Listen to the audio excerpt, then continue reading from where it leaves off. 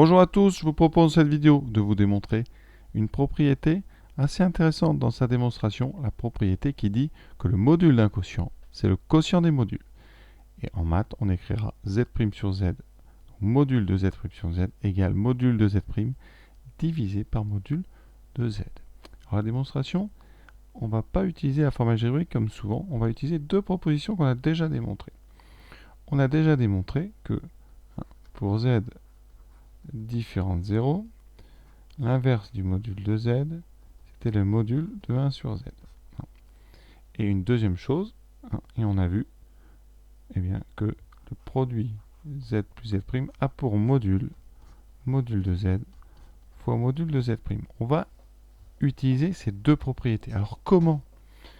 Avec une toute petite astuce d'écriture, z' sur z, ça peut s'écrire, je vais vous le détailler, z' fois 1 sur 1 fois z. Pour l'instant, je n'invente rien. Je sépare en deux fractions. Ça fera z' sur 1 fois 1 sur z. Et donc z' fois 1 sur z. Alors peut-être que je détaille trop, vaut mieux trop que pas assez. Et bien ici, comment je vais m'en servir? Eh bien moi, je veux démontrer quelque chose sur z' sur z. Donc je vais utiliser une écriture, c'est-à-dire qu'ici, z' sur z, je vais l'écrire z' fois 1 sur z. Et ça,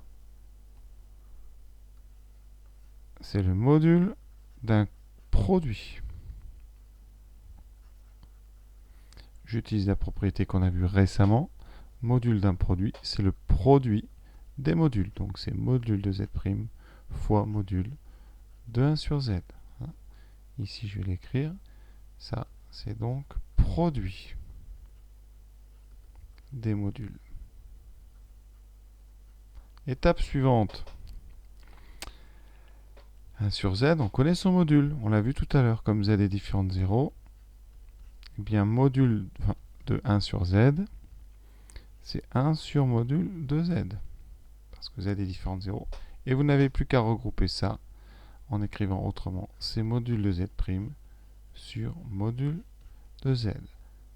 La démonstration, vous voyez, est déjà terminée. Alors ce que j'aime beaucoup dans cette démonstration, c'est qu'on n'a pas eu recours à des a plus ib' et a plus ib. Ça aurait été long et pas très intéressant, si ce n'est le côté technique. Vous pouvez toujours essayer, évidemment.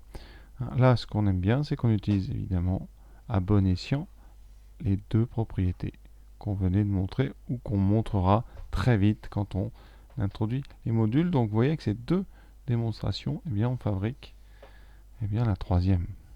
C'est pour ça que souvent on commence dans le cours par le module d'un produit, puis le module d'un inverse ou l'inverse d'un module, pour arriver finalement au produit. Qui dit produit dira une formule sur les puissances. On verra dans la prochaine vidéo que module de z puissance n, c'est égal à module de z à la puissance n. A bientôt et merci d'avoir été jusqu'au bout.